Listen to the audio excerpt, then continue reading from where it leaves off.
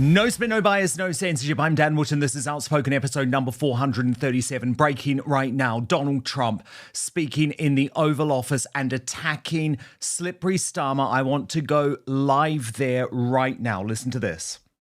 Cut off all trade with Spain. We don't want anything to do with Spain. What is the expectation towards... And I'm not, by the way, I'm not happy with the UK either. That island that you read about, the lease, okay, he made it, for whatever reason, he made a lease of the island. Somebody came and took it away from him. And it's taken 3-4 days for us to work out where we can land there. It would have been much more convenient landing there as opposed to flying many extra hours.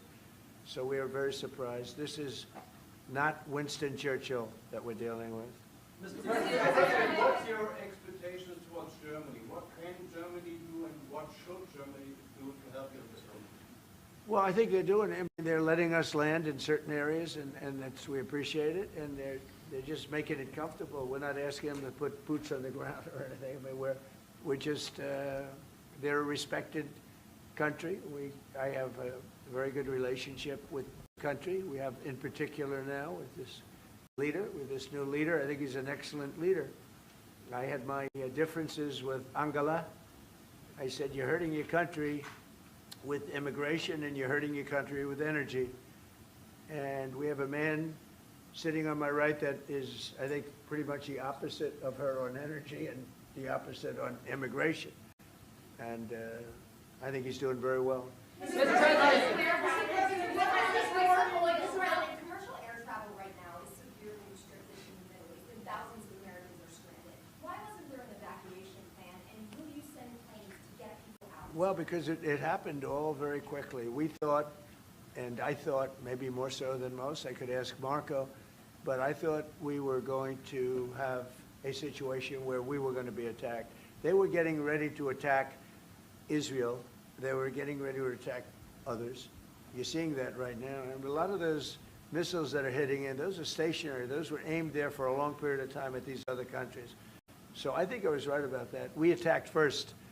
And if we didn't, it could have been, you know, look, we're really decimating them. They're being decimated. And if we didn't, and by the way, we have massive amounts of ammunition. We have the high end. A lot of it was given away stupidly by Biden, very stupidly, for free. And I'm all for Ukraine, but they gave away a lot. As you know, when I give away ammunition, everybody pays for it. The European Union's paying for it. Then they can do what they want with it, but they are giving it, let's say, to Ukraine, and it's okay. But we gave away a lot of high-end, but we have plenty. But we have unlimited middle and upper ammunition, which is really what we're using in this war. And we have really an unlimited supply.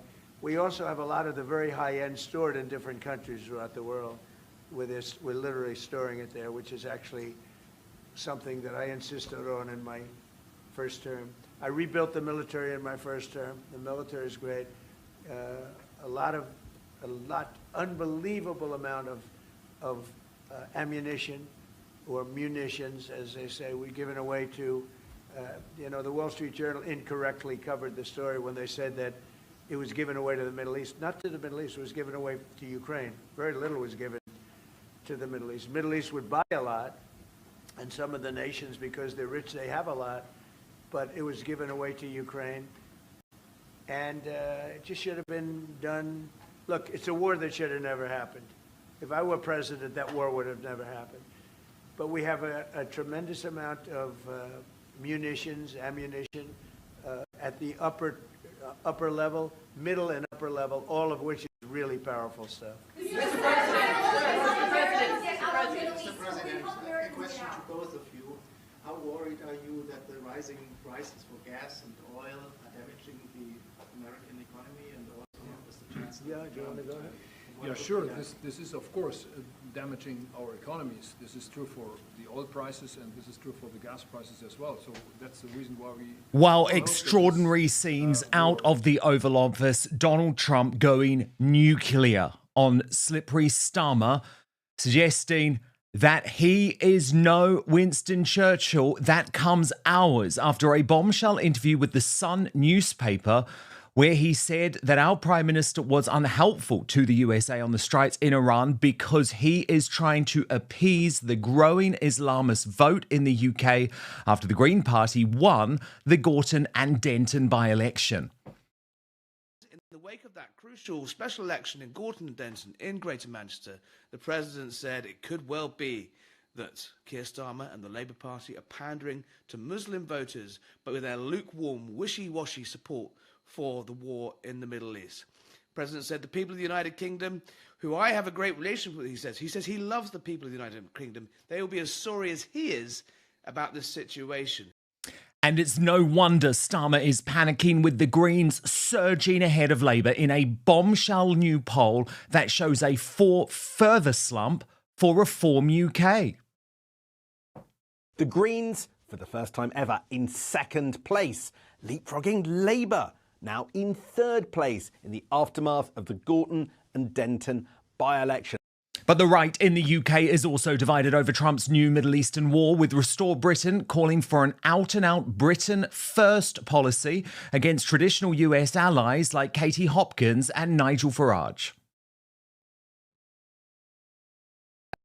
We don't believe in getting entangled in foreign conflicts, neocon foreign policy that doesn't benefit Britain in any way, seems to serve the foreign policy interests of the United States and Israel. Keir is too busy on his knees noshing off the Muslim massive to stand shoulder to shoulder with our closest and most special ally. The reaction he has taken has been appropriate, it has been considered, and on this rare occasion, I will say I am far happier that Keir Starmer was Prime Minister than, say, a Kemi Badenoch or a Nigel Farage, who apparently are just gagging for America to invade anywhere in the world so they can jump on the bus and join in.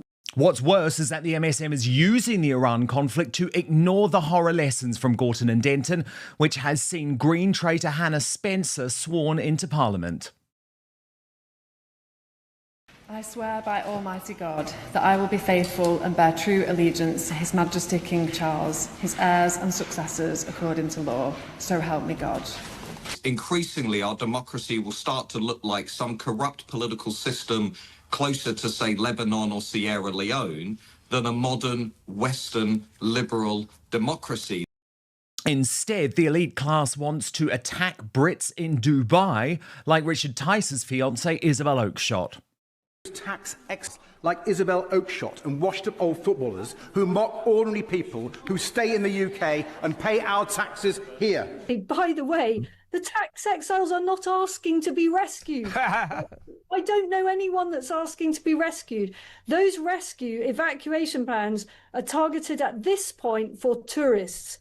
Also breaking right now, it's just another horrendous day in Stabathon. Have been injured in a horrific stab incident in Birmingham. One of the victims suffering life-threatening injuries as a nearby primary school went into lockdown. So we have the latest on that and the conversation the MSM won't have about Iran in my digest next. Then a brilliant superstar panel to tackle all of this. UKIP leader Nick Tenconi, Restore Britain spokeswoman for the safety of and children, Orla Minihane, and Westminster strategist Peter C. Barnes, who writes the brilliant Substack Stranger Views. Also coming up on the show today, the ethnicity debate on the right explodes, with advanced UK leader Ben Habib now going head-to-head with Restore Britain, and Tommy Robinson weighing in too.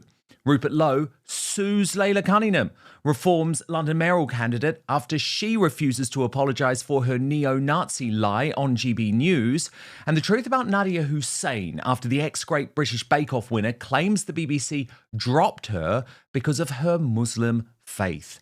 Then, in the Royal Uncancelled After Show on Substack, Prince Harry destroyed in court as the Daily Mail's Palace Confidential star Rebecca English brutally hits back in dramatic testimony today. So, the Sidley twins, Nancy and Stephanie Sidley, hosts of Twin Talk on YouTube, are going to join me after the main show for all of the royal latest over at www.outspoken.live.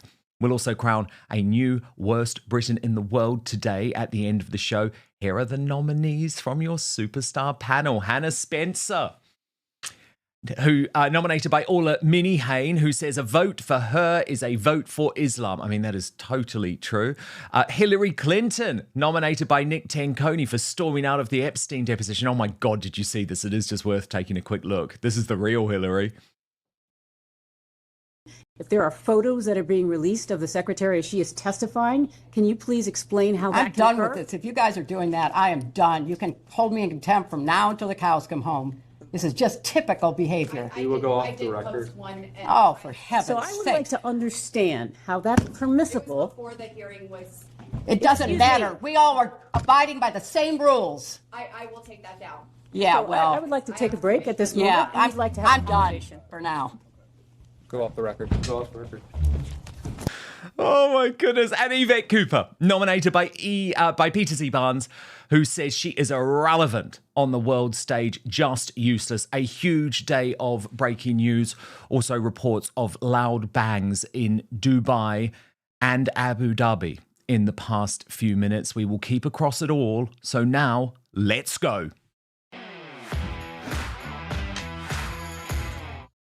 There is a very valid debate to be had about whether we need to take a Britain-first approach to foreign affairs and our involvement in wars offshore. Our armed forces are destroyed. Successive governments have ruined our proud military history while importing the third world, which has seen our homeland crumbling. Indeed, it's just another day of stabathon mania here in the disunited kingdom, with horrifying reports of multiple people injured in Birmingham right next to a primary school as armed police, terror cops and their ambulances rushed to the scene. This is Talk. A little bit of breaking news just coming into our newsroom here. 2 people have been injured after armed cops were called to a stabbing outside a primary school in the Alum Rock area of Birmingham. This is according to West Midlands Police. They've now arrested a man.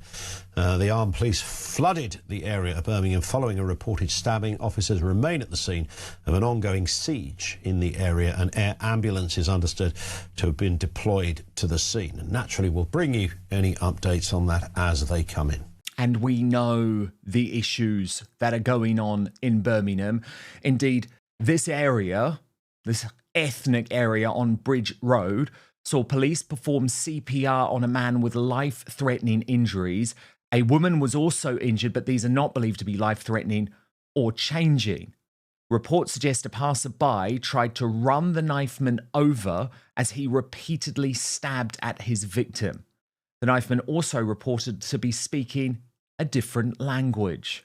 Eyewitness accounts claim that he then fled inside a residential block of flats, with further reports indicating gunshots were heard from inside the building.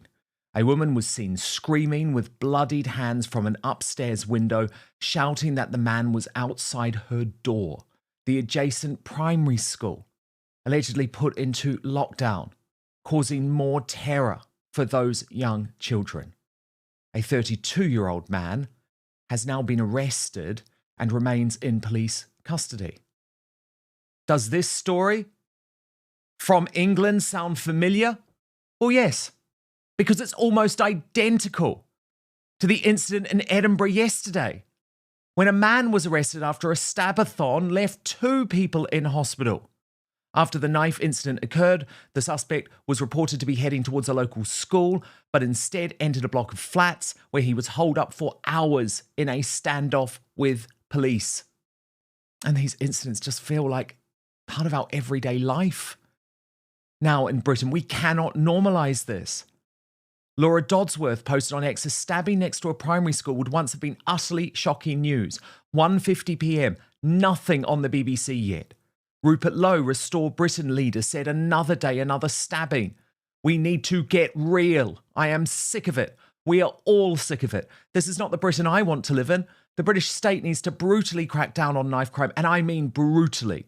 That is exactly what Restore Britain would do. No more bullshit community work or soft punishment. Instant deportation for foreign nationals found carrying. Throw the books at the domestic one. Found unlawfully carrying. A Restore Britain government would crack down on you in the harshest possible manner. Minimum prison sentences, 0 excuses. And Elon Musk posed the question that we all should be asking. How many more children must die before action is taken? Enough is enough. Act now. And that's why I totally understand why Restore Britain is advocating for a Britain First policy for a while. Personally, it makes me feel sick when I see someone like Boris Johnson responsible for the latest wave of mass migration changing the very shape of our disunited kingdom, when I see him advocate for boots on the ground in Ukraine. No doubt he'll be doing the same thing about Iran soon enough. And the last thing we need is the distraction of a Middle Eastern war, as despicable as the Iranian regime is, and noting the shocking threat that that regime poses to us in terms of terror. But trust me, that is not the reason behind Slippery Starmer's position on this conflict and his decision to turn his back on Donald Trump and the USA. That decision is all down to one thing: the Muslim vote, and a terror that the Islamist Green Party is now outflanking his mob on the left, effectively being led by the Allahu Akbar chanting Islamist Mothan Ali, who took to the streets to protest the Trump strikes.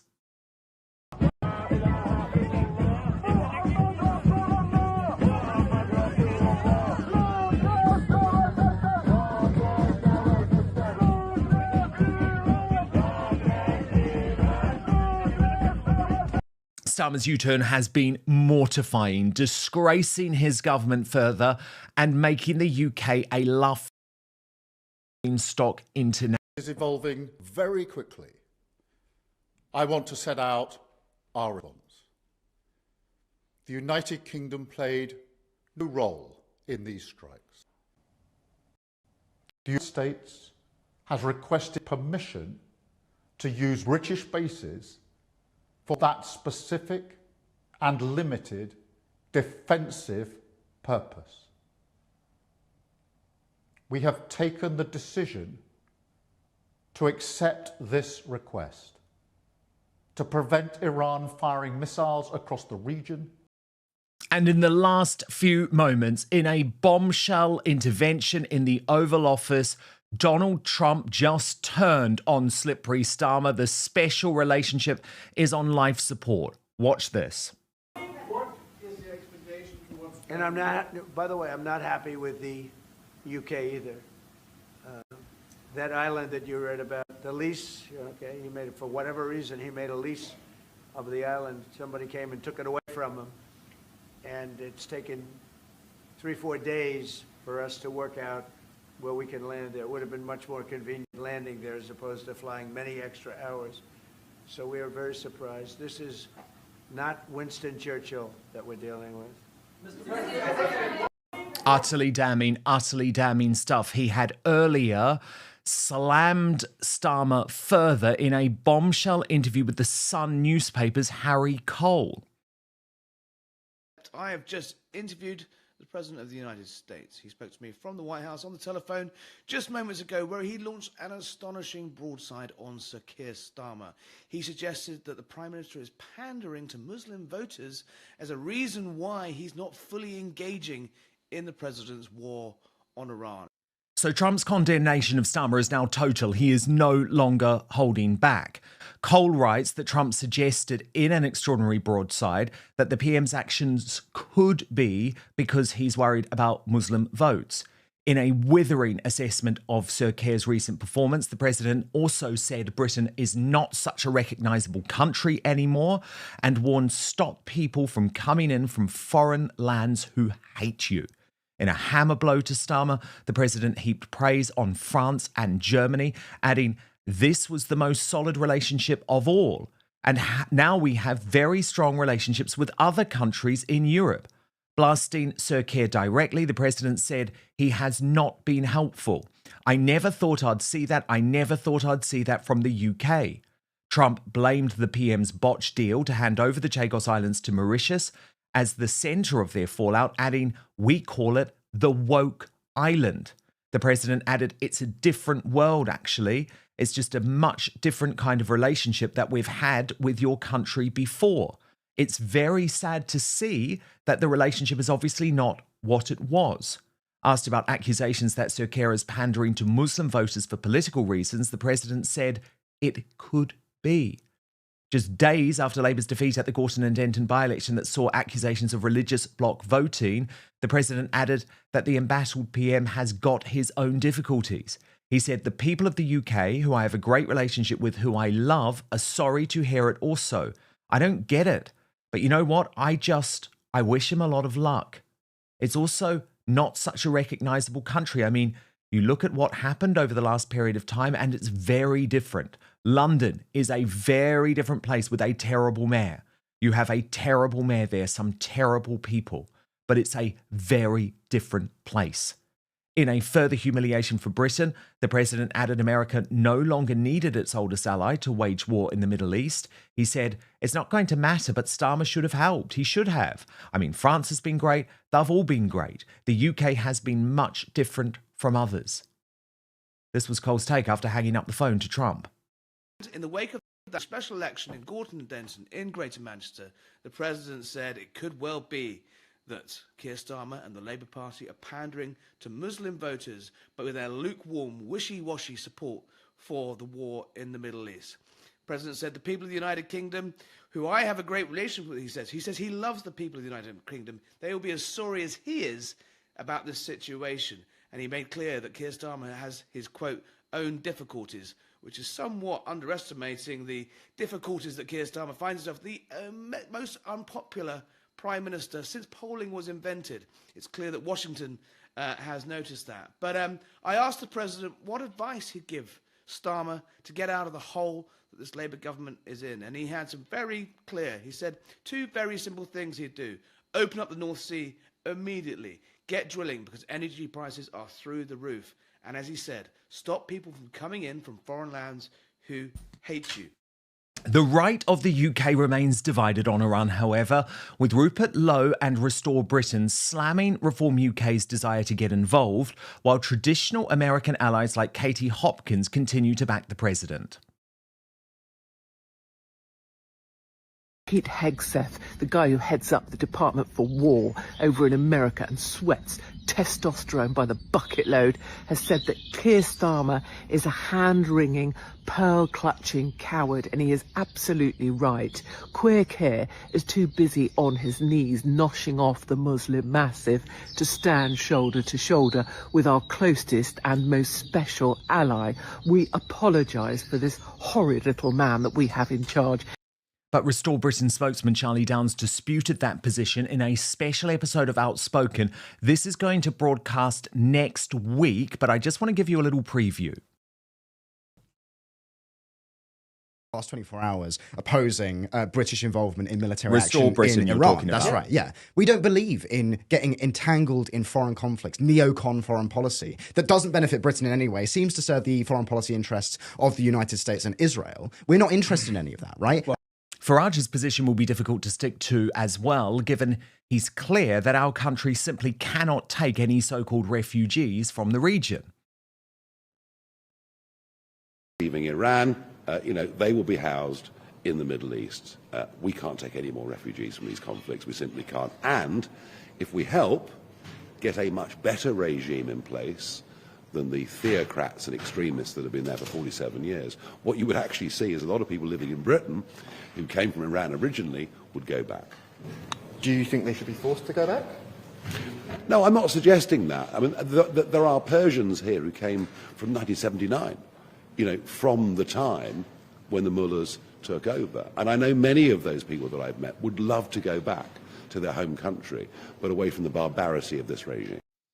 Then you have the woke wets like the Daily Telegraph's Tim Stanley backing Slippery Starmer's dangerous indecision.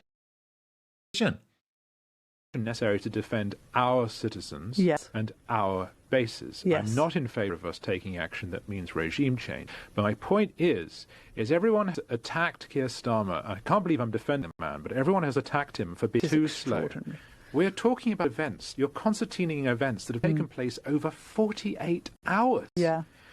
And I can only repeat, he wasn't told this was going to happen. Okay, so you think him holding his counsel was a good idea? The reaction he has taken has been appropriate, it has been considered, And on this rare occasion, I will say I am far happier that Keir Starmer was Prime Minister than, say, a Kemi Badenoch or a Nigel Farage, who apparently are just gagging for America to invade anywhere in the world so they can jump on the bus and join in. I don't think they've said they're gagging for America to invade anywhere in the world. It's because they keep talking about their ally. They keep talking about their ally. No. They keep framing it as Kemi our Badenoch was ally. critical This of is our ally. Donald Trump's behaviour in Greenland, correct? We're not talking about... Another good reason for Britain to be cautious and for you're European generalising. You're generalising a little bit about them happy to be what? You think they're gun-toting around the world. But let us Donald agree. Trump decides to invade Canada. You think Farage and Badenoch are going to bring up the rear. But what really matters is why Starmer has done a total 180 on Iran. Because the mainstream media and elite class refuse to acknowledge that it is because of the desperate need to appease Islam. Today's bombshell YouGov poll makes that clear. Indeed, do you remember my prediction? My prediction that the Greens will lead the national polls at some point this year. It's very quickly coming true. Look at this. Following the Gorton and Denton stitched-up by-election, the Tit Whisperers party has surged 4 points to 21%, just 2 points behind a slipping Reform UK, which still leads at 23%. But Carl Benjamin was damning of Reform, writing, Farage throwing out red meat Tory style is not working. And Restore Britain leader Rupert Lowe, who now has 100,000 paid members, said his party is being missed out in the YouGov poll, explaining the average polling for all parties has dropped since Restore Britain's launch just over 2 weeks ago, and the other section has jumped right up. What does that tell you? When Restore has actually been an option for those answering, we've polled 7% and 10%. There is significant support out in the country for Restore Britain. This is now just a fact. Polling won't properly demonstrate that whilst we are not even given as an option for people to choose, particularly when we're taking so much support from people who have never voted before. This is incredibly difficult to poll for obvious reasons. Our membership will soon overtake the Conservative Party. Just think about that. It is historic growth. Polling companies must now list Restore Britain as an option. But for Labour, this poll is now the end of days, down 2 points to its lowest ever percentage, just 16%. Is going to upend everyone's political calculations. Look at this. The Greens, for the first time ever, in second place, leapfrogging Labour, now in third place in the aftermath of the Gorton and Denton by-election. This is a Sky News Times YouGov weekly voting intention poll. It seems like the Gorton and Denton by-election has given the Greens a wave of publicity to propel them into heights they've never been at before. Every age category under 50 now has the Greens in the lead. Where's this going to leave Labour? Sadly, Gorton and Denton shows that white woke people sickeningly cozying up to an extreme religion that wants to wipe them out works, given the invasion of Muslims into our country. Case in point is Hannah Spencer, the traitor who blamed the Islamist terror attack at the Ariana Grande concert at the Manchester Arena that killed young people on right-wing politicians. She's now an MP. Order. Will the member wishing to take their seat please come to the table?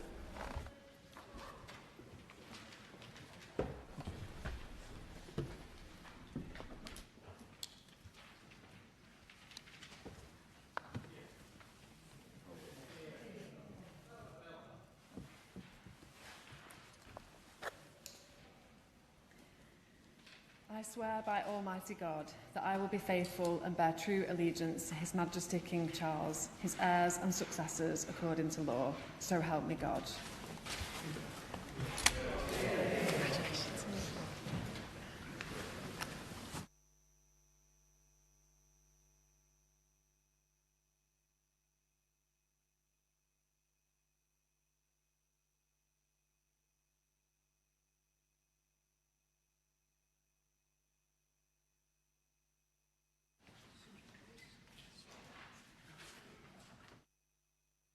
Can you believe it? But her rival, Matt Goodwin, who Reform UK says won amongst British voters, is now speaking out.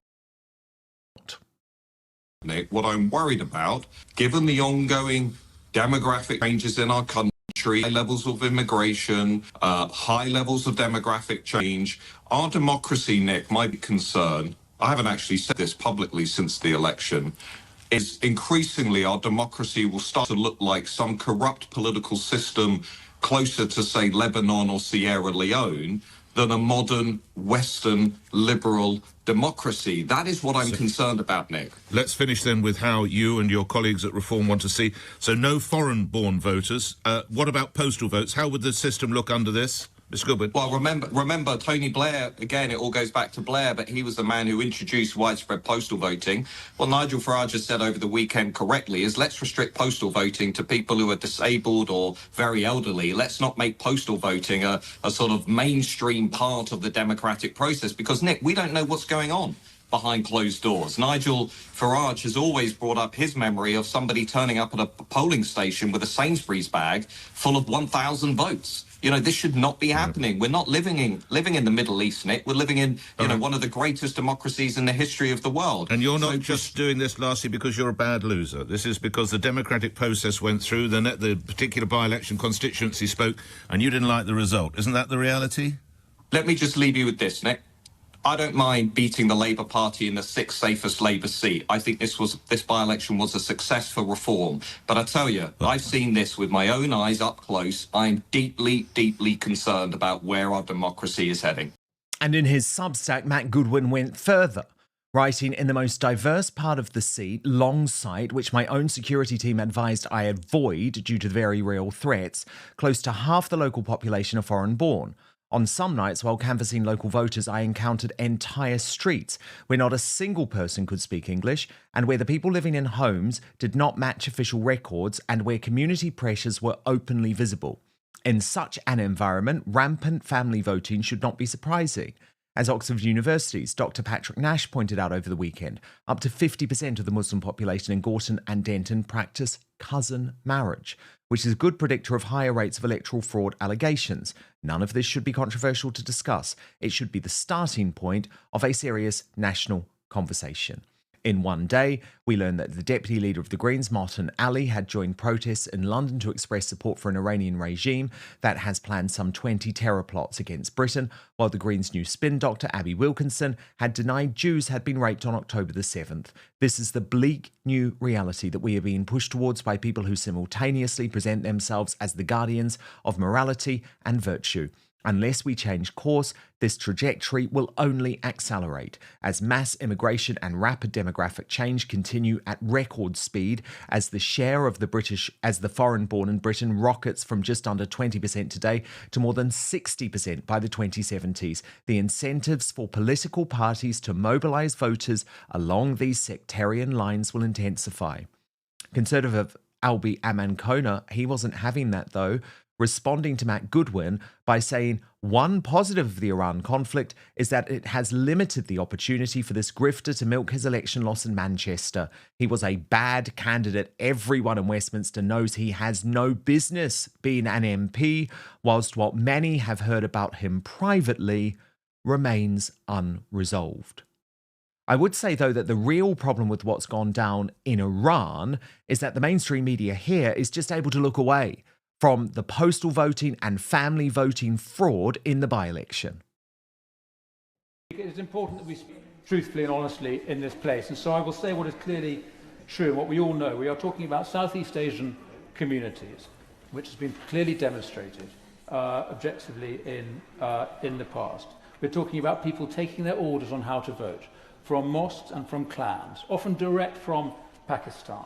We are seeing the criminal abuse of democracy by Labour. Let me finish the point. I'll certainly give way to both gentlemen. We're seeing the criminal abuse of British democracy by Labour and now by the Green Party, which has been this malignant new force, has now occupied, having its last force. No use to it. I'll happily give way to the honourable. I thank the member for giving way. He's just made the most extraordinary allegation about an electoral process last week, in which he's suggesting that 12% of all votes are somehow or other invalid because of pressure that he claims is put on them. Has he got any real evidence of this, or is this just an easy assertion to make to grab some headlines in the social media and elsewhere today? The honourable gentleman. This is absolutely right that we have this debate, and I'm citing evidence provided by Democracy Voices, the independent observers who were present at in these polling stations last week. It is important that we look into it. Obviously, it's impossible to tell definitively at this stage exactly what went on, but it is clear from these independent observers that serious abuse seems to have been practiced. Astonishingly, our political class in MSM have decided the most important story is actually whether we should refuse to rescue Brits who have moved to Dubai to avoid paying taxes. This is a sick culture war being launched by Ed Davey against Richard Tice's fiance Isabel Oakeshott. And I mean, can I just remind everyone that these are the same people who totally believe in rescuing illegal migrants from the Channel, who certainly will never pay taxes and come here to rape our women and launch terror attacks while housing them in expensive hotels. But watch. Speaker, we rightly expect our brave armed forces to protect British citizens around the world in crises like this. But that includes tax exiles like Isabel Oakeshott and washed-up old footballers who mock ordinary people who stay in the UK and pay our taxes here. So as we protect them, does the Prime Minister agree it is only right for tax exiles to start paying taxes to fund our armed forces just like the rest of... The media war of words continued today. Potato, isn't he, standing up there, you know, having a go at so-called tax exiles. I don't really understand what the point was that he was trying to make, but I think what he was trying to say, I'm guessing the context was, should the British government be organising a mass evacuation of tax exiles? I think that's the point he was trying to make. Well, let me tell him, first of all, most people who live in Dubai, they are non-resident of the UK for tax purposes, continue to pay UK tax on UK earnings and on their assets in the UK. So we continue to be UK taxpayers. We may not pay as much as we did, but we probably still pay an awful lot more than the average person. And so that is a complete misunderstanding of the level of contribution that is still being made by many people. And secondly, by the way, the tax exiles are not asking to be rescued. I don't know anyone that's asking to be rescued. Those rescue evacuation plans are targeted at this point for tourists. And the extremely wealthy people, of which I'm certainly not one, have already left. They already took their private jet. Benedict Spence hit back. Millions upon millions of people in the UK are not net tax contributors, and nothing is demanded of them. Honestly, fuck Ed Davey for using Brits in a war zone for political opportunism. But again, that is a stupid side issue. The millionaires in Dubai don't want to come back. They have moved to a Muslim country, ironically, to avoid the Islamist threat and mass immigration that is destroying the UK. Alison Pearson put it this way. Imagine being Keir Starmer and deciding appeasement and sitting on the fence are the best bet to keep your Muslim vote when that vote has already buggered off to the Greens anyway. So he looks weak and pitiful and everyone still hates him. And the Daily Mail's Labour columnist Dan Hodges had a reality check for two-tier Keir loyalists, writing, to Labour MPs panicking about the Greens, Polanski has broken through because you allowed him to. You broadly supported the Starmer strategy. You sat back when Burnham was blocked. You cheered Starmer when the cabinet rallied around him. Fine, but don't start crying about it now. One other thing about the Green breakthrough, there's no route to Labour recovery, none at all. That does not involve the removal of Keir Starmer. He's the current catalyst for centre-left discontent rather than the Labour Party as a whole, but that will eventually change. And as you know, since we have come on air today, Donald Trump has been speaking in the Oval Office. We watched live as he said that Starmer was no Winston Churchill, a damning indictment of the Prime Minister. Now, Trump has finished speaking, but he has come back to attack the United Kingdom and Keir Starmer again. I want to play you these extraordinary moments from the past few minutes in the Oval Office. Watch this. Very, very uncooperative. And so has UK. Now, the second one is shocking, but this is not the age of Churchill. I will say the UK has been very, very uncooperative with that stupid island that they have, that they gave away and took a 100-year lease, having to do with perhaps indigenous people claiming the island that never even saw the island before. What's that all about? And they ruin relationships. It's a shame. It's and that country, UK, and I love that country. I love it. My mother was born there. I love it. My mother was born there. My father was born. Right? He knows all about my father. My father was born there. So, you know, very places that you sort of automatically very feel warmly about. But the UK, what they're doing with energy and what they're doing with immigration is horrible. Very wow. So very that is Trump and saying that the UK has been very, very uncooperative. He then moved on to start attacking Sadiq Khan. Watch this. They got to solve that problem. And I must say, that's not only UK, that's other parts of the European Union that have the same problem. Immigration and energy. The energy is through the roof, the highest in the world. And the immigration was, I mean, you know, look, you have places where in the UK, you have a terrible mayor of London, terrible. He's an incompetent guy. But you have Sharia courts. You don't have Sharia courts. You don't want Sharia courts. You have Sharia courts adjudicating law. So it's very simple. Immigration, very importantly, immigration and energy. And you bring it back. Otherwise, you're not going to bring it back. Okay. Wow, that is how he ended that press conference. But I just want to show you how he began it, because this attack on Starmer is something we have been waiting for on the right of British politics for a long time. And I'm not, by the way, I'm not happy with the UK either. That island that you read about, the lease, okay, he made it for whatever reason, he made a lease of the island. Somebody came and took it away from him. And it's taken 3-4 days for us to work out where we can land there. It would have been much more convenient landing there as opposed to flying many extra hours. So we are very surprised. This is not Winston Churchill that we're dealing with.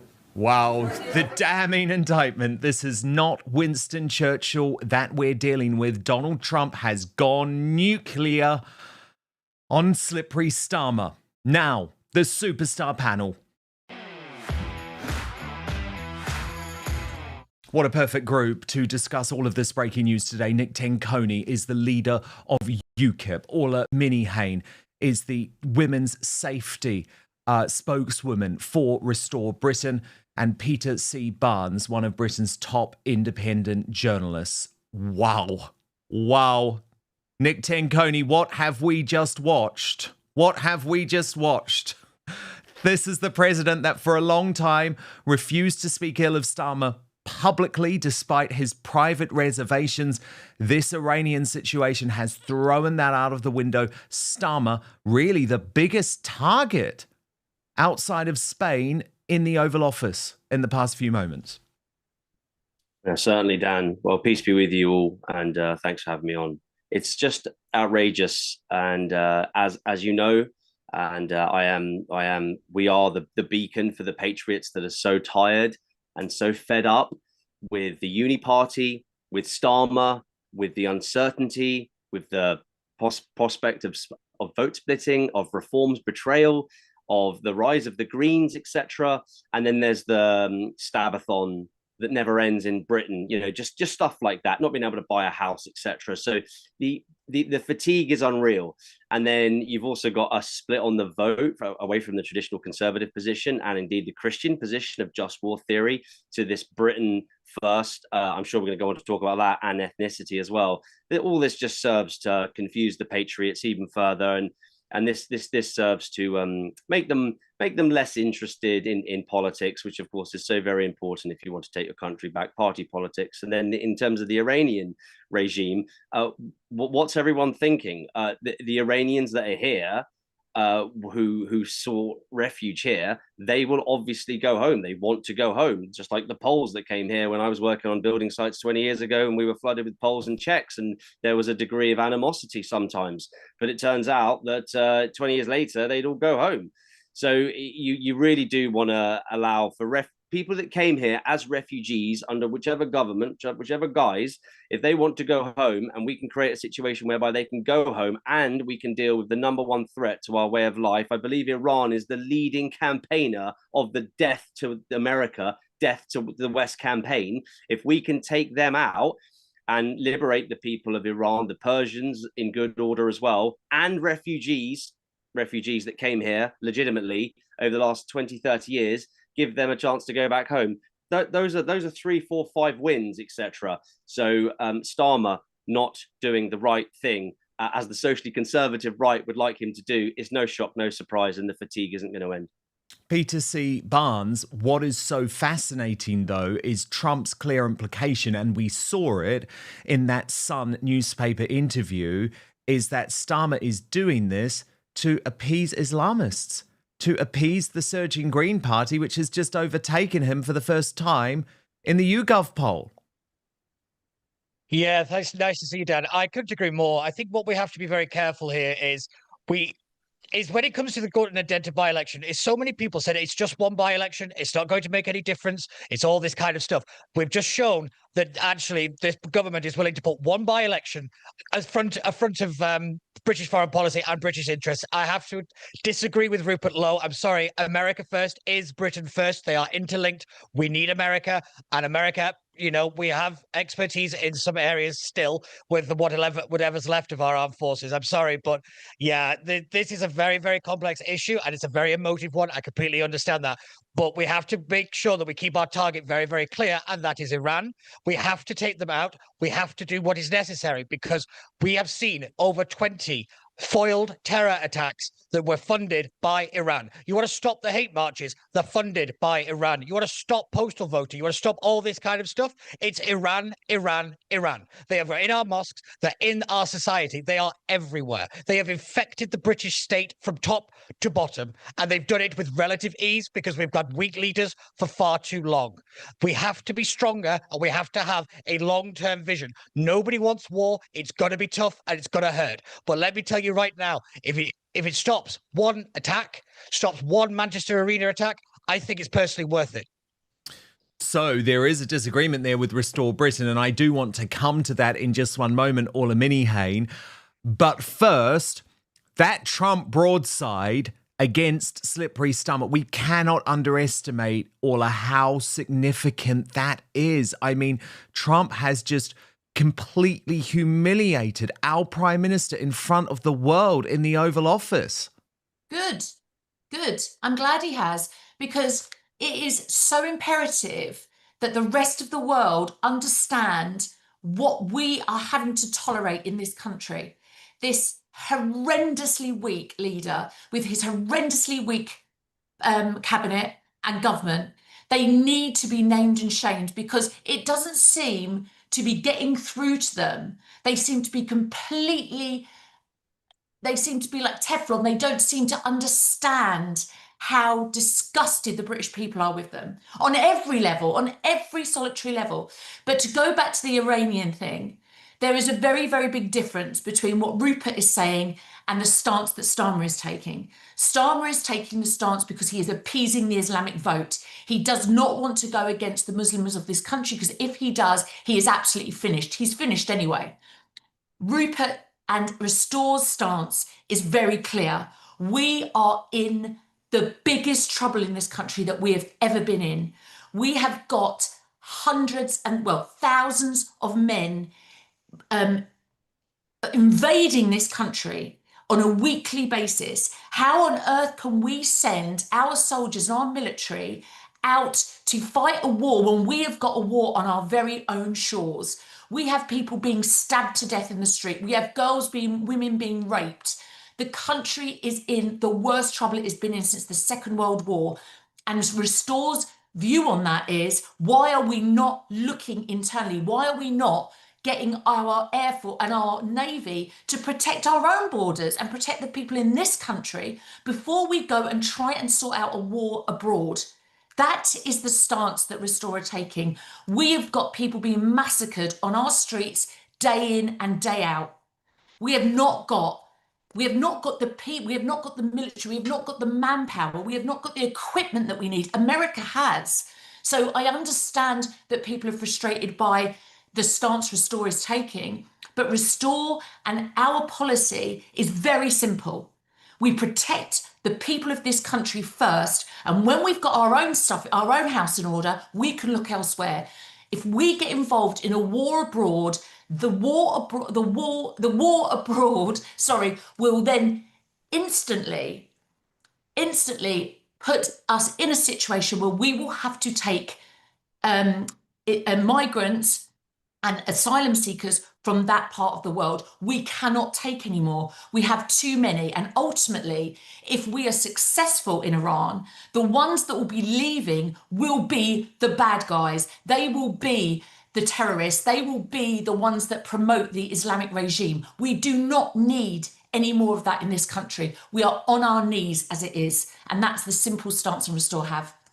Well, as David 5026 just said on the super chat, thank you, David, by the way, Starmer has us thrown in prison for speaking out. We are under Starmer occupation.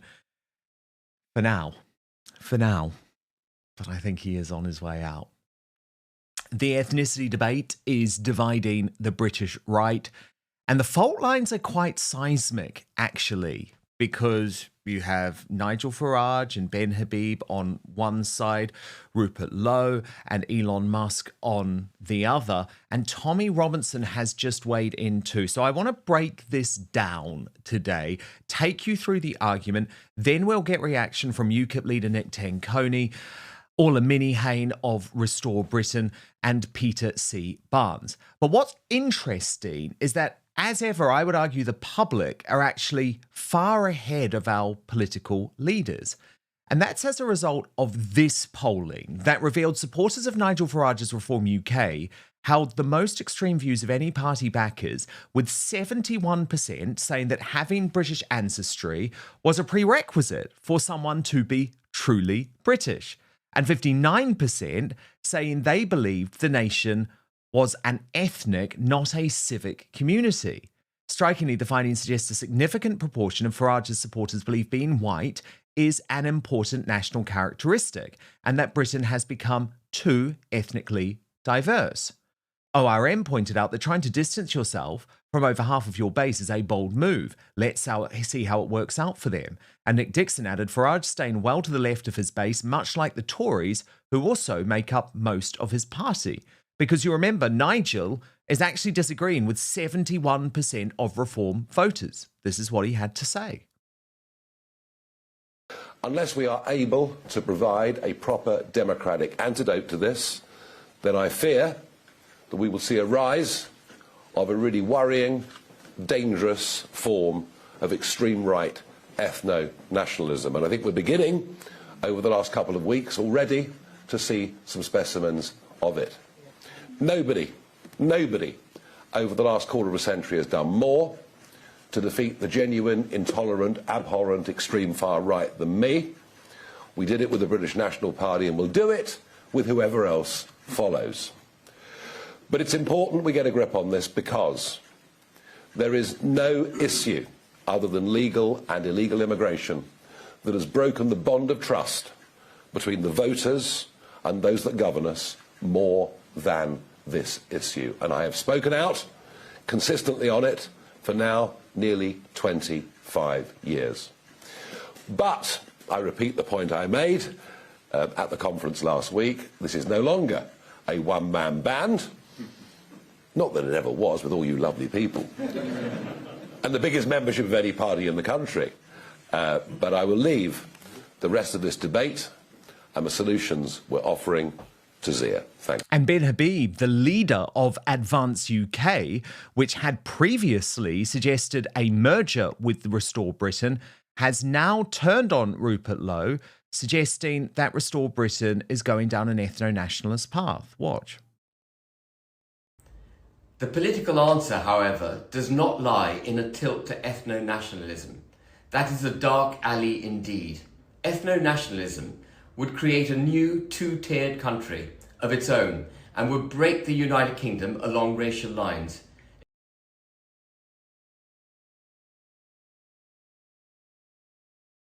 It would see England, Scotland, Wales and Northern Ireland gunning for their own form of nationalism, all seeking separation.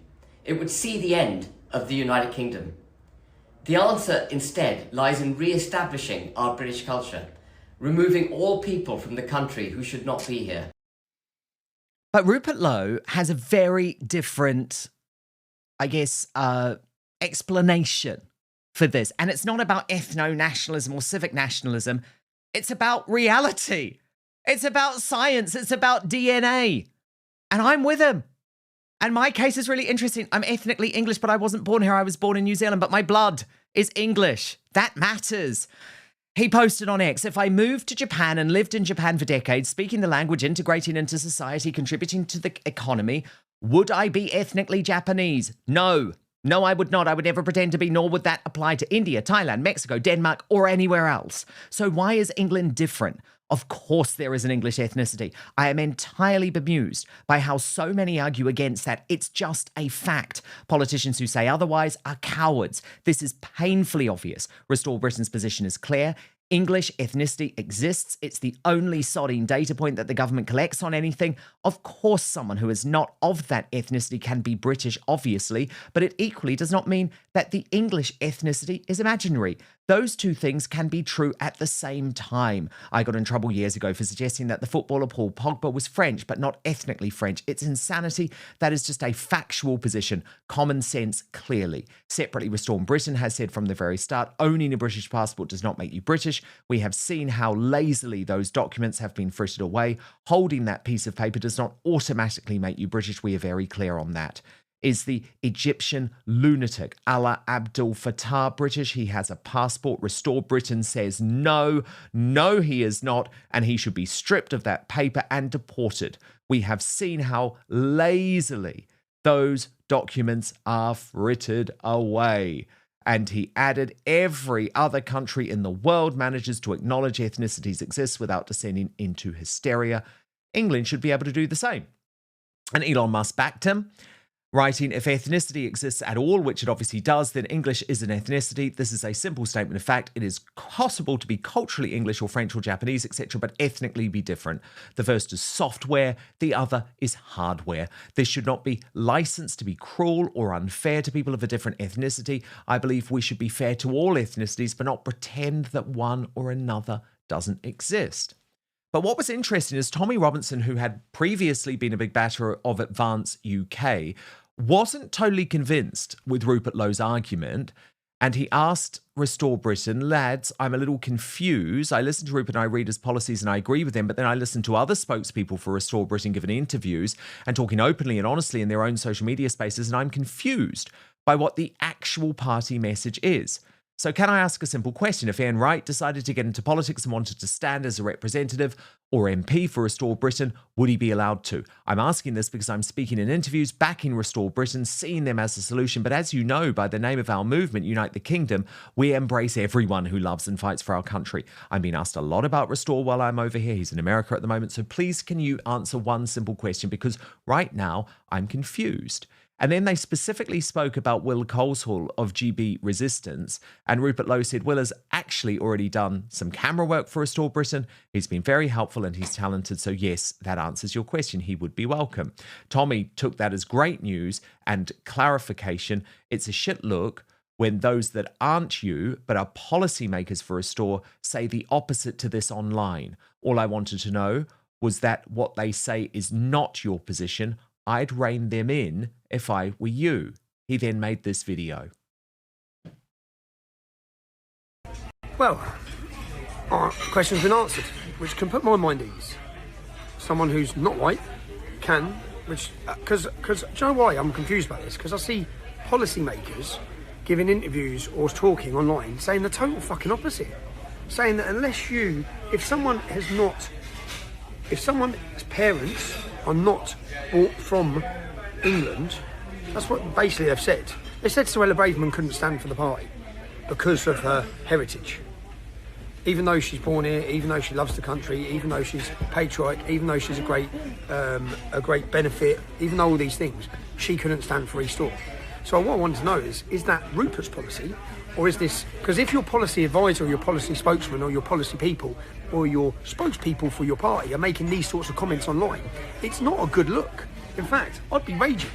If someone was making a comment like that on my behalf of the party and that I'm a face of, I wouldn't be happy. Because now we know that's not what Rupert's saying and that's not what Rupert's position is. So I think he needs to rein some of them young lads in around him who are making these comments. Because it's clearly, he's made a very clear distinction, that's not what he says, which makes me happy. Because it means I'm not going to look like an idiot, yeah? I think Rupert has the ability to be Britain's Trump. But I definitely think he needs to sort out some people who are speaking on his behalf or the party's behalf. Because it's not a good look.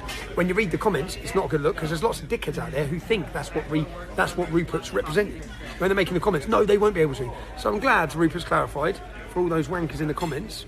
Yes. Same difference. So someone who's not white would be able to stand. Glad that's clear. Well, let's clear it up further because alongside UKIP leader Nick Tenconi and independent journalist Peter C. Barnes, the Westminster strategist, we do have Orla Minnie-Hain, who is now the spokeswoman for the safety of women and children for Restore Britain. She defected from Reform UK, which I think is a real coup for Rupert Lowe's party. But Orla, where do you stand on this whole debate? Because Tommy Robinson seems to be claiming that some Restore Britain spokespeople, I presume he's referring to people like Harrison Pearce and Charlie Downs, who I have a lot of respect for, are going a little bit further than Rupert on this issue. I'm glad I'm not a policymaker, so I'm not in that category. But look, I'm ethnically, I'm Irish. My family are Irish. That's my roots. My mum was born in London, but my dad was born in Dublin. And then my mum's parents were born in Ireland. So my heritage and my ethnicity is Irish. I was born in London. I was raised in London. I've paid my taxes in London for 35 years. My children were born in London. I'm British. That's the difference. So, and the thing is, I think it's so sad when people can't be proud of their heritage and where they're from. You have to be proud. I've got friends that I went to school with 35 years ago whose parents were Jamaican, whose parents were Nigerian. They're British. They were born here. They've contributed. One of them's a barrister now. One of them works in media. I think there is a very, very clear difference between people that come over as illegal migrants, for example. They stay in the country, they get given a passport, which is given out like Smarties in this country, and then they have the same benefits and the same rights as somebody that was born here, bred here, and spent their whole life contributing to the country. I think that is that's the clear difference. I don't think for 1 minute, and I know not for 1 minute, would Rupert or the team at Restore have an issue with people that were born in the UK, that have contributed to the UK their whole life, that mean and do the very best by Great Britain and its people. That's the difference. It is just differentiating between people that claim to be British because they have a piece of paper that says they are, even though everything about them goes against the grain and against British values and customs and the way that we carry ourselves and everything that is British. That's the difference. And I don't think that there is anything wrong with separating the two. Nick Tenconi, the UKIP leader, do you and your party take a different view to Restore Britain on this issue? And the whole thing's just a massive headache. So you've asked, and now the panel and the Patriots are going to get it because they deserve a better class of politician. In summer of 24, when everyone backed reform, and I said this is tactically dangerous, which we still haven't had an apology from a lot of people, I put out a graphic which made it very clear that extremists, bearing in mind Christian nationalists, sit on the right, on the socially conservative right. I put out a graphic and I got a lot of trouble for that. I got a lot of stick, but it doesn't matter because our ideology and our faith comes first. Not here to be liked. Everyone knows where they stand. My question is, and I've got lots of questions, did Rupert as leader and commander-in-chief, did he set boundaries with extremists? I never saw that tweet. I never saw that post. Who's writing Rupert's tweets? Who's writing those posts? I know Rupert's team, and I also know what's going to happen next. From the get-go, 3 Fridays ago or 4 Fridays ago, there should have been that because we are on the right You absolutely have to set boundaries with extremists. And I believe that his team was given carte blanche to basically do and say whatever they want. And I want proof. I want it confirmed. In terms of extending my hand in the message of unity, I want it confirmed that Rupert's writing his posts, because I know that team and I know how they think. I know their age, and I also know that in recent days, that team have probably been given quite a spanking, and now we're seeing that recanting going on, especially from people on X who have very loud mouths and who are questionably MI5 plants as well. So now we see this massive rush to consolidate our opinion. They've gone near race, they've gone near ethnicity, we've got the receipts, and now there's this backpedaling and this recanting going on. So simple to set boundaries with extremists. Why is it? We're on the right, guys. Now, the socialists and the communists, they'll do business with each other, but we're better than that. Why is it so difficult to set boundaries with extremists? Nick, can I just clarify something? Are you saying that there are members of Restore Britain's team who are MI5 plants? No, absolutely not. There will be the most important thing is that we talk about the ethno-nationalist position with regards to total because you're talking about remigration. independent commentators on X. That's correct. Yeah, we must talk about the advent of the suggestion of total remigration, which is morally and ethically disgusting, and it is also psychotic. Now, the Restore have had 3 weeks to sort this mess out and to tell very young people, and I don't know of their professional commercial experience, but very young people who operate in this Anglosphere Zoomer warrior capacity. Look, guys, it's really simple. We're not going down the lines of ethnicity. We're going down the lines of ending immigration. That's a UKIP policy. And our policies were out before Advance and before Restore. We're going after the illegals. We're going after the caliphate. No one goes as hard as UKIP and I do with regards to the communists. I'm a bit concerned why we don't hear more about that. And the reality is that the subject of total remigration must be addressed within any ethno-nationalist movement or with any nationalist movement, because that is exactly what the state does. It puts in extremists into the right to talk about nonsense, psychotic ideas like total remigration, which then pulls people into that suggestion. It pulls them into that family, into that camp. So what we've got now at Restore, and we've seen it with other political parties, because those boundaries were not set, things were not clarified, it is now a tinderbox. That's why I exist. It's why UKIP exists. Do you want to hit back at any of that? I think, I'm sorry, Nick, I'm trying to work out whether or not you're in agreement with Rupert or you're not in agreement with Rupert. I'm trying to work out what your stance is.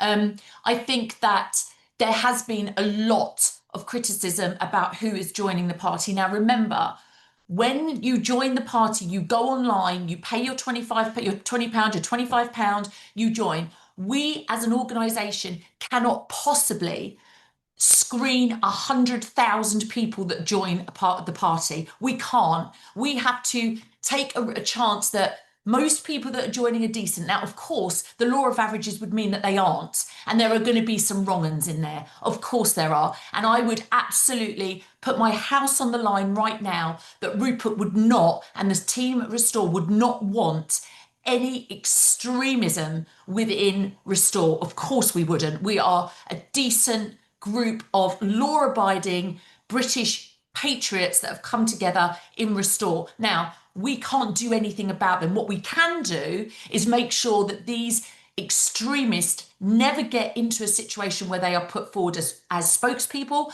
they're never put forward as councillors, they're never put forward as potential MPs. That is all we can do. And every solitary party from the right to the left will have extremists who are members and who participate and call them and align themselves. That's just simply how it is. You can't control that. Do you accept that, Nick? So what I'd like, my position hasn't changed from where we were 2 weeks ago after the launch of on that Friday evening. I'd like for Rupert to speak to me. I'd like a meeting. I'd like a call. I don't really mind, to be honest with you. I'd like to know more about the man. I'd like to know more about his ideology. I set bound, no matter what the consequences to me and my team, when we did that in summer 2024, which I still get vitriol to this day, by the way. We led the charge there. Our policies out first, manifesto out first, our missions out first. These people were still part of reform, by the way. when I said this is all wrong, general election 24. So my hand is extended to Ben Habib and to Rupert Lowe.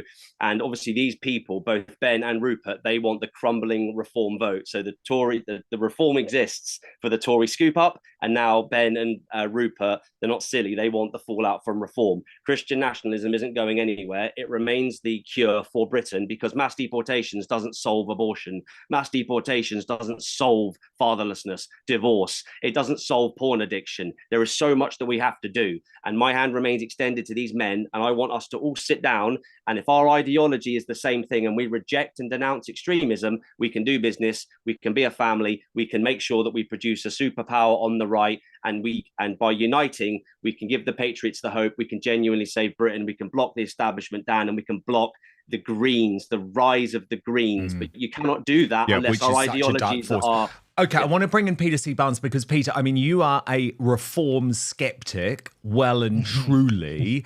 But how do you feel about the rise of Restore Britain? Do you think that could be the answer?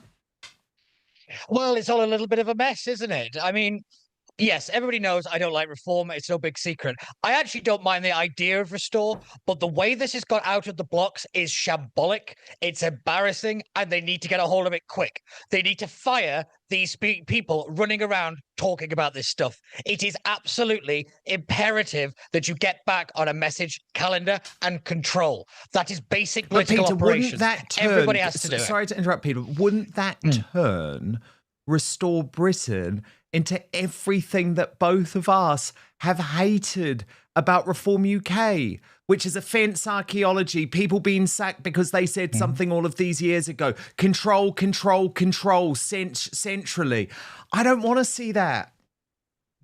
Neither do I, but unfortunately, I'd rather like to stop the Greens. This is not about the individual ideologies anymore. This is about saving the country. This is about making sure that this country is safe.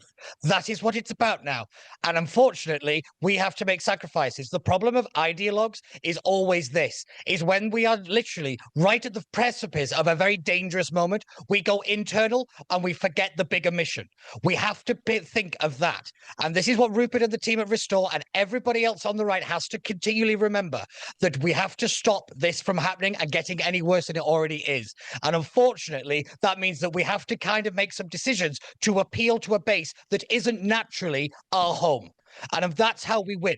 That is how you win. And unfortunately, that's how the politics is. Then, when you're in power, you can change the game. But you don't change the game from outside, carping on the sidelines. That is what Restore Britain will end up being. And unfortunately, sorry, go on. Sorry to interrupt, but what is it that you want? What is it that you're looking for? So you don't like reform. You obviously don't like Conservatives, and now you don't like Restore. So what is it that you want? No, I didn't say I didn't like Restore. I said that they need to get the house in order. That's not what I said already. If I'm being fair. Sorry.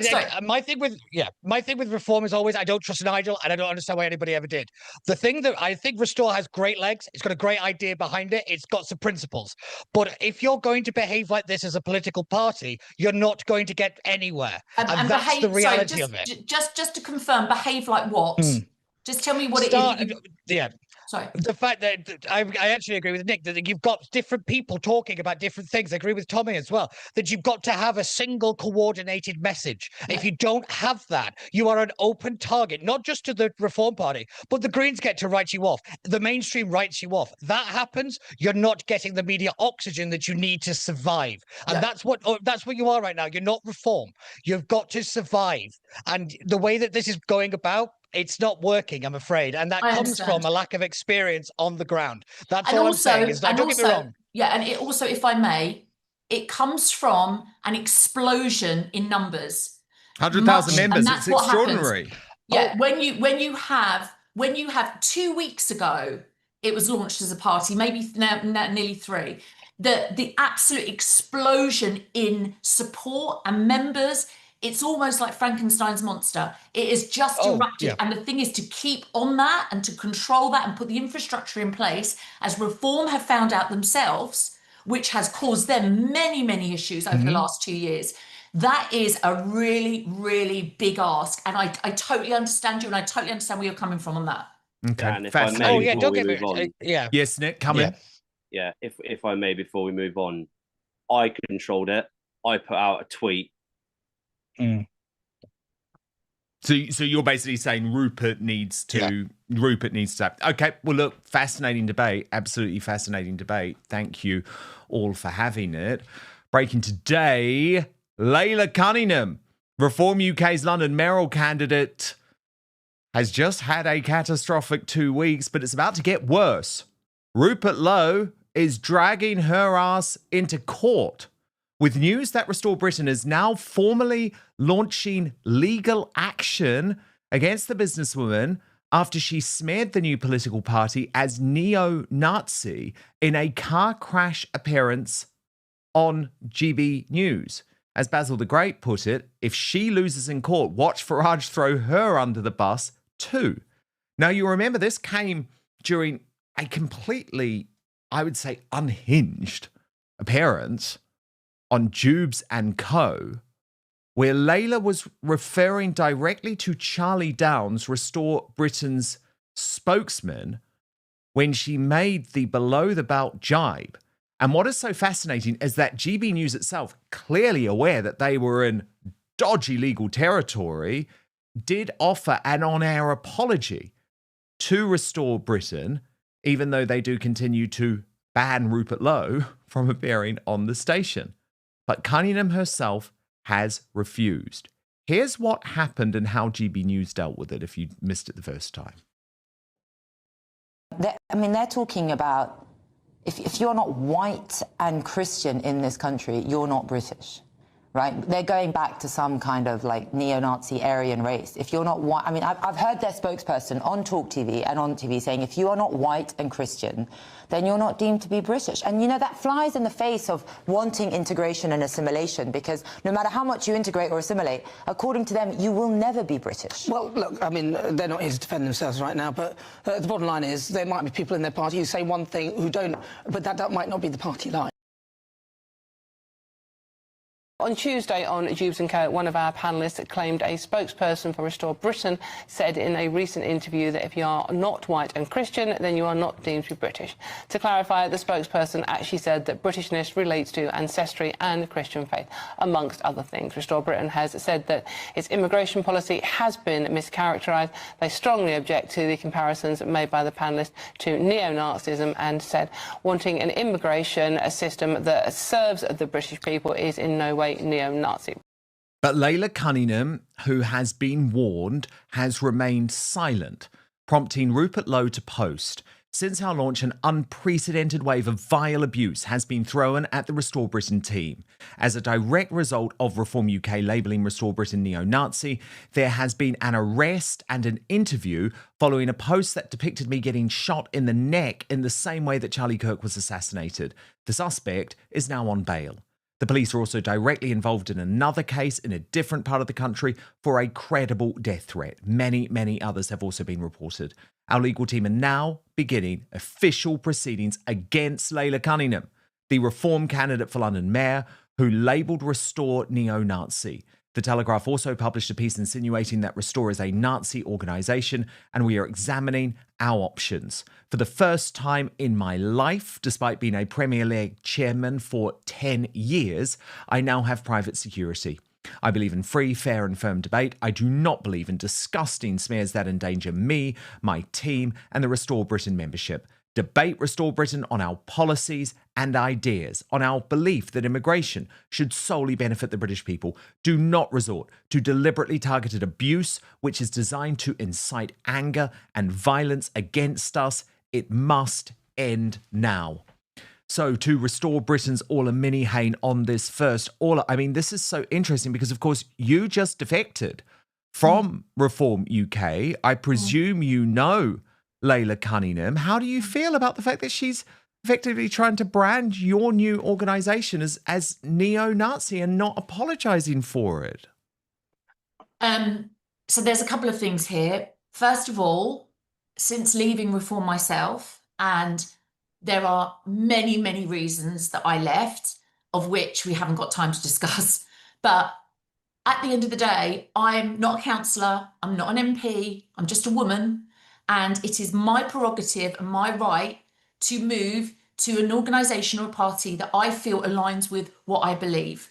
And for me, The reason I left and came to Restore was because of their stance on what they did around the rape gang inquiry, and Rupert's absolute unbelievable backing of me and the Pink Lady movement and all the things that we've done in relation to the illegal migrant scandal and how they've affected women and children and what it's done to this country.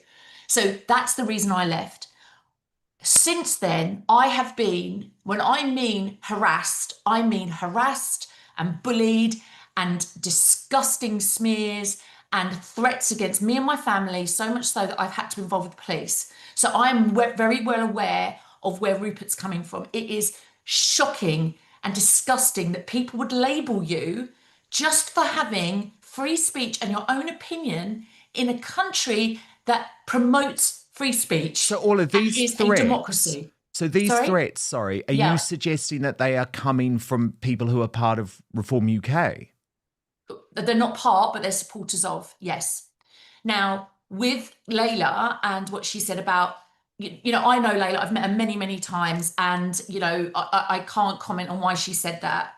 I think that, and back to the conversation earlier, there is an element of, and there are some people within the Restore organisation who are members who say things that are controversial and say things that aren't the party line. I can tell you now that I would never, ever be part of an organisation that was anything to do or emulated anything to do with the Nazi regime, fascism, anything else. We are not a racist party. I am not a racist. I have got friends from every kind of background.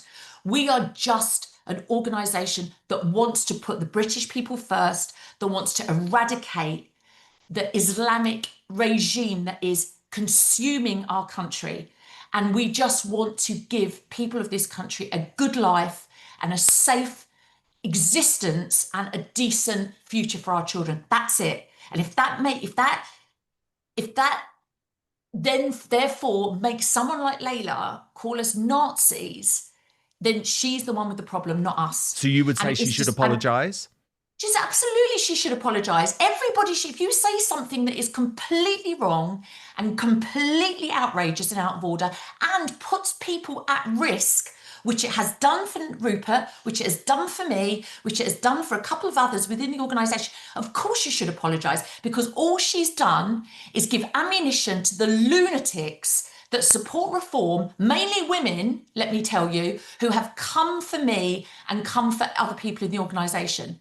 And it is not on, and it is not to be tolerated. And Rupert's right. Look what happened to Charlie Kirk. And that was because of a psychotic agenda and narrative that people convince themselves of. And that is not okay. And if Rupert had said something similar about Layla and therefore created hostility towards her, can you imagine what would do to him? He'd no doubt be arrested. Peter C. Bunce, you know Layla Cunningham. I've seen you appear with her quite a lot, including, I think, in that quite crazed episode of Plank of the Week on Talk TV when she was trying to say that the UK is a secular country. I mean, what's happened to her? She doesn't seem to really be particularly with it at the moment with all of these attacks. Well, yeah, I have to admit that was quite a bizarre moment of my life when all that went down. I have to admit, she literally kind of like tried to put her arm out against me and all that, this kind of stuff. But my thing with Layla, and really realistically with Reform, is they're panicking like mad. They are literally lashing out like a wounded animal because they don't know what they're doing. They've suddenly got this meteoric rise. They've got all this pressure on them because they promised the world. They're delivering basically nothing. And then you've obviously got the rise of Rupert and Ben and all this other stuff. They don't know what they're doing. And this is how the left will win, because we can't get our houses in order. We don't have to live in the same house, but we have to live on the same street. Yeah. And Layla should apologise. What she said was horrific and wrong. And you're perfectly right, Ola, that if it was the other way around, my Lord, we'd never hear the end of it. Yeah. And this is the bigger point, is that we have to be better. We have to not be the left. We're turning into the woke right, and it's got to stop. And unfortunately, it comes with people like Layla apologising and going away for a little bit. I do think we're sad to say that I don't think she's up to being Mayor of London if this is how she's going to behave. Because if she can't even deal with criticism on these issues on the right, let alone just think, when Sadiq Khan's machine goes at them, they're going to get pulverised. And it's London and the UK that will suffer because they're not fit for it. So they're many not people up to the job. are That's telling the point. me at the moment she just will not stay candidate. Reform UK are going to have to take her off the ballot. But Nick Tenconi, I'm interested in your view on this because it's something that's thrown at you all the time. The neo-Nazi slur all the time. You get it. UKIP get it. You had it over your logo. And I just do think Peter is right, isn't he? We have to be better than the left. Every time someone on the right annoys us, we can't be shouting Nazi. It's like, that's what the crazy communists do. It shouldn't be from our own side, these sorts of attacks. What I find so heartening is that both you and Peter have just referred to Reform as our side. And look, guys, with the 200, it wasn't a Freudian slip. You guys know it in your hearts. This is what pressure does. Where we got three very serious political leaders and three very serious political parties on the right. They should be on our side. I'm not sure they're on the right. Yeah, so they're the middle. Yeah. So there's look, the futures market is not one I like dealing with at all. You will find out in 2029. You've got all of the Reform attack dogs saying Nigel is playing the long game. To say the long game doesn't exist is so unprofessional. Of course it exists. It exists in all manner of ways. It's called 3D chess. But we can't trust that, and we're out of time, and he's pandering to the Islamic vote. So Yes.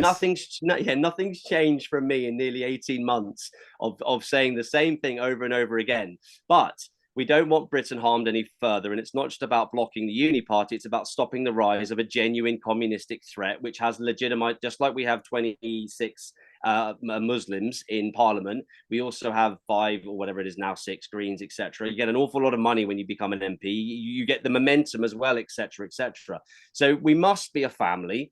We must view ourselves as a family. But the only way you can do that in our sector is if your ideology aligns. Now, if so many R's, if Reform have the momentum, if they have the 200,000 and 100 trillion in funding, and they've got GB News, what we do, Ben, me and Rupert, what we do is that's where your pressure works. If you're waving your fist outside the castle in our system, no one cares. So that's why you've got to have your Ben Habib centre-right position, you've got to have your Christian nationalist position on the right, and then Restore have got their. Again, all my questions still remain. Is it an ancestry position? Is it a right position? Is it a socially conservative position? Because, again, I have to say it, the people that I know that I'm suspecting are writing a lot of Rupert's posts, they reject conservatism. They say it's failed. That is diametrically opposed to us small c conservatives. So, again, we need clarity there. But it's so heartwarming to hear you both say that. Reform could listen to us. Could they? They could take their momentum and they could move. Well, look, I voted for Reform UK. I voted for Reform UK at the last election. But what I always say, and I'll just repeat it very briefly again, is that it was Reform UK and Nigel Farage that started this war. They were the ones who made people like me, like Carl Benjamin, like Peter C. Barnes, like Tommy Robinson, like Orla, not feel like that party was really a home for us. So my argument is, I mean, it's maybe a pathetic one, but it's like they started it.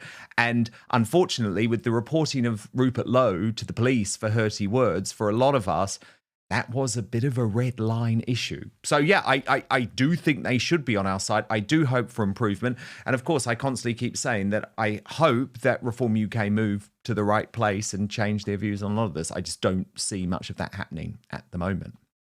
Isn't it extraordinary that Nadia Hussein, a Muslim woman who had absolutely no recognition, no money, no real prospects, until she appeared on a BBC reality show, The Great British Bake Off, making cakes, and all of a sudden, overnight, was transformed into a multi-millionaire TV presenter.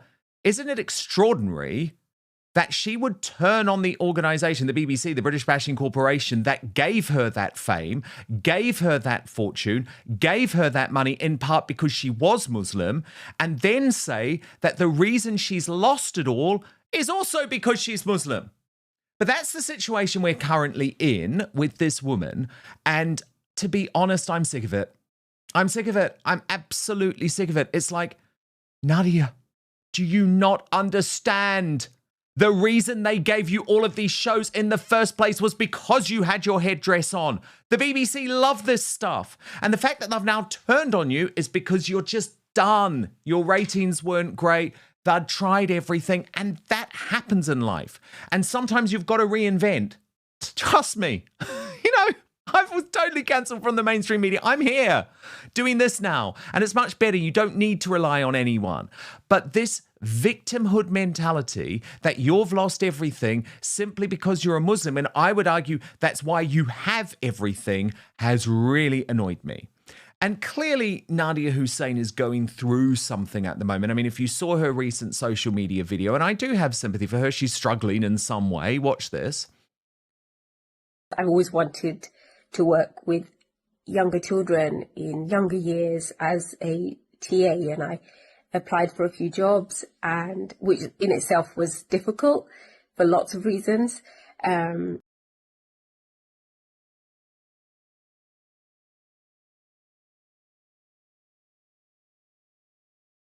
I've got to say, probably one of the best, apart from raising my own children, probably one of the best jobs I've ever done. Loved every second of waking up in the morning, always had a spring in my step, and turning up for these beautiful children and showing up for them. And just, I loved every second.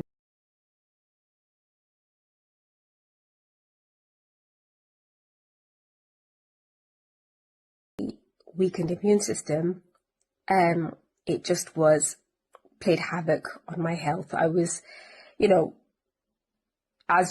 who you guys will know, anyone who's worked in a school setting, there's lots of coughs and colds and bugs, and I just couldn't get better. I was just sick all the time, to the point where it was affecting my mental health, and I felt like I just wasn't performing, and I just felt like I wasn't giving my best self because I was always sick. Okay, so she's not in a great place. That is very clear. But what is now emerging is the real reason that Nadia Hussein was axed, and it had nothing to do with her Islamic religion. This from the Daily Mail. Nadia Hussein was axed by the BBC because her star had waned, her recipes became tired, and she became increasingly hard to work with, insiders have told the Daily Mail. The former Great British Bake Off star claimed this week her religion as a Muslim was a factor in the Beeb's decision not to renew any of her shows after over a decade. Nadia previously told a podcast she still has no idea why she was quietly dropped by the BBC in June after 10 years on our screen, after failing to receive a definitive reason by bosses. But in a new interview, Nadia is now adamant her Muslim heritage was to blame, claiming that she is a victim of racism in the broken TV industry. By the way, being Islamist is not anything to do with your ethnicity. It's not racist to criticize Islam. But she said that she is a victim of racism in the broken TV industry and that her faith has made people uncomfortable. She said, suddenly I wasn't the same Nadia that I was before, because before I was writing cookbooks that were for everyone, and now I wrote this book that didn't feel inclusive. But BBC and sources insist Nadia's claim her religion was a major factor in her being dropped couldn't be more wide of the mark, insisting the 41-year-old enjoyed a long and fruitful stint with the broadcast, which came to a natural end. The insider said Nadia had a decent spell with the Beeb.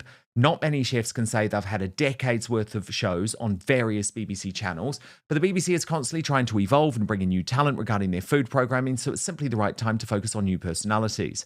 On Nadia's claim her Muslim heritage was a factor behind her axing, the insider added, that couldn't be more wide of the mark. Look at all the series she's made previously with the Beeb. The Chronicles of Nadia, Nadia's Asian Odyssey. She can't say they haven't embraced her roots. To my superstar panel, Nick Tenconi, Orla Minnie-Hain and Peter C. Barnes. Peter, this infuriates me. It's like you were on the Great British Bake Off with your headdress. There was no hiding you were Muslim. And I'm just going to be totally honest about it because the mainstream media never will, Peter. The reason that the BBC embraced her so massively in a way that they haven't with previous winners of the Bake Off, like how many previous winners of the Bake Off received their own TV series, was because she was a Muslim woman and they wanted to tick the diversity boxes. Oh, without a doubt. I mean, 10 years. I mean, could you name another winner at the Bake Off? Because I couldn't. I mean, the only reason we know her is because of who she is. And are you really telling me the BBC axed her because of her religion? The BBC? I mean, the problem with this woman, she lacks self-awareness, which is a massive problem on the left and these kind of progressive types of people. They don't realise that, they're not always worthy of our attention. And that's what she basically is now. She's an attention seeker. I'm bored of these stories. I'm bored of having to talk about these stories. But it's important that we do, because we have to keep highlighting to people that these people are ridiculous and they are not worth our time. And I would remind you, for that 10 years, it was our tax money that she got as a wage. That's the point. Her shows were made with our money. So for her to suddenly, play victim, it's pathetic, it's boring, and I'm sorry, she could just disappear for all I care. Yeah, I mean, Nick Tenconi, she went on a BBC reality show, made a few cakes, okay, clearly did it pretty well, and became a household name and a millionaire. I mean, I would argue she should be thanking the BBC forevermore. So the issue we've got with regards to professional victimhood training is it's as abhorrent and as evil as narcissistic personality disorder. Yes.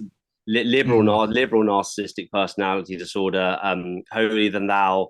It's all. Look, Charlie, God rest his soul, has been mentioned a few times tonight. Look at the debate Charlie that Kirk.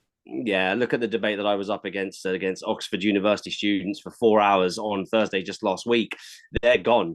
It's everything is through the lens of victimhood, everything, and that links to colonization and feeling sorry for people who they consider to be refugees rather than illegals. There's no sense of right and wrong, of borders, etc. All of this, the professional victimhood training is an attack on Holy Mother Church. It is an attack on Christianity. And in terms of the political side, our conservatism 101 is personal responsibility.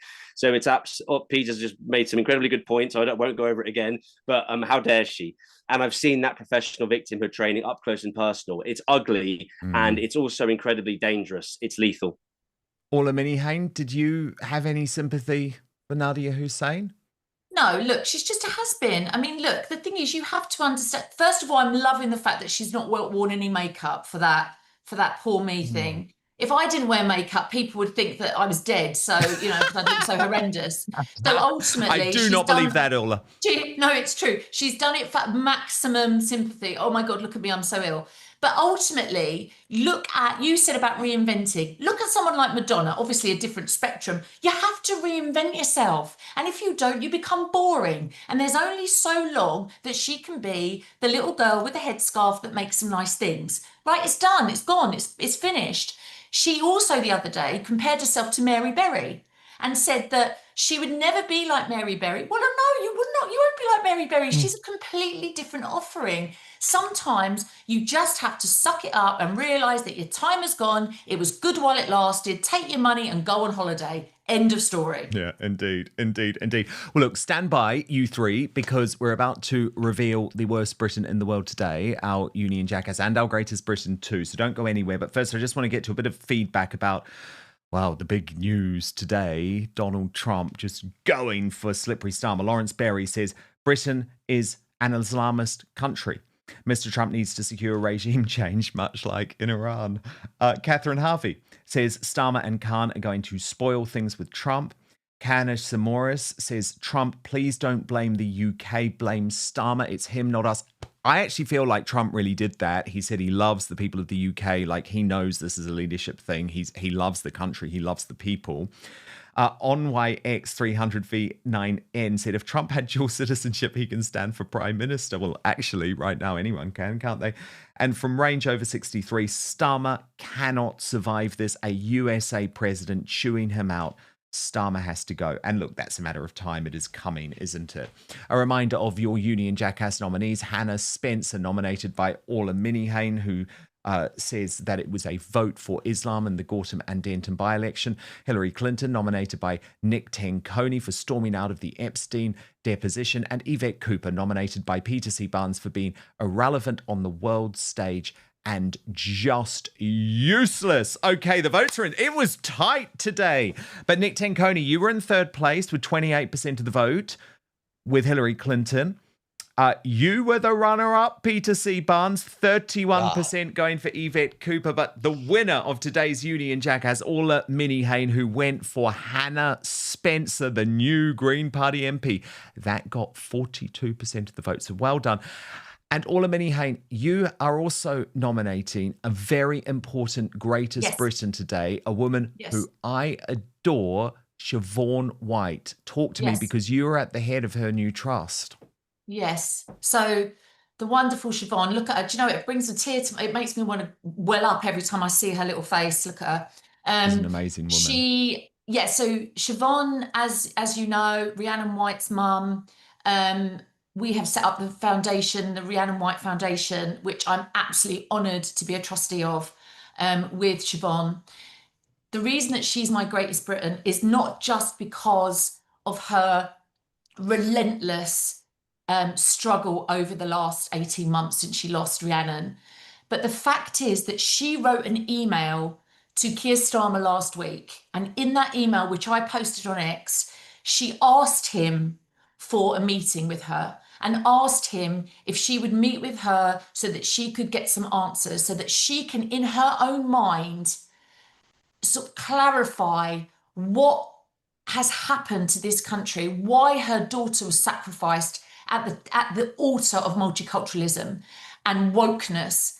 And she just wants him to just give her 5-10 minute phone call to talk her through so she can, in her mind, get some peace. And he cannot, and neither can anybody in his organisation, in his office, not even respond, acknowledge her. She has emailed, as have I, Jess Phillips, Shabana Mahmood, the MPs for where Rhiannon was murdered and where they live. Nothing. Absolute silence. And that is so wrong on so many levels. And it is the absolute, it in a nutshell, shows the complete complete, not even a hatred, just, I'm trying to think of the right word. I can't even think of the right word because I'm upset thinking about it now, but they're just disinterest in us as human beings, as UK citizens, as mothers, and they can't even respond to her, and that breaks my heart. So she's my greatest Britain because she's relentless. Absolutely. In her. And how can people support the trust, Orla? Yes, so sorry. I get a bit emotional every time I talk about it. I'm sorry. Understand. So it's called the Rhiannon Trust, the Rhiannon White Foundation. There is a GoFundMe at the moment. We're trying to raise enough money so that we can set the charity up, because you have to have a certain amount of funds. We have met that now, which is brilliant. So you can support it financially. And then when our website's up and running, there'll be other things that you can do. So fundraising, joining charitable events. And essentially it's a foundation to help support the families that have been left behind, mainly children whose mothers have been murdered. Yeah, so important. And I absolutely loved meeting her for our special edition wonderful. of Outspoken the other day. But look, what a wonderful superstar panel too. Thank you. Such important debates today on a big day of breaking news. Nick Tenconi is, of course, the leader of the UKIP party. Peter C. Barnes, you've got to subscribe to his Substack. I absolutely love it. It is called Stranger Views. But if you just search for Peter C. Barnes Substack, you can find him there. And Orla Minnie-Hain, congratulations, Orla. Now the spokeswoman for Restore Britain on the issue of children's Not the suffering. policymaker. No, Not the policymaker. No, exactly. That's a little bit more controversial, isn't it? But so great to have you, Orla, for the first time since you defected from Reform UK. We are now moving over to Substack for the Royal Uncancelled After Show. The Sidley twins of Twin Talks on Substack are standing by. I would love you to join us there at www.outspoken.live. We are back with you tomorrow, 5 p.m. UK time, midday Eastern, 9 a.m. Pacific. Remember to subscribe to Outspoken as a podcast completely for free on Apple Podcasts, Spotify, or wherever you happen to get your podcast. Please do also rate and review 5 stars if you may. And most importantly, I promise to keep fighting for you.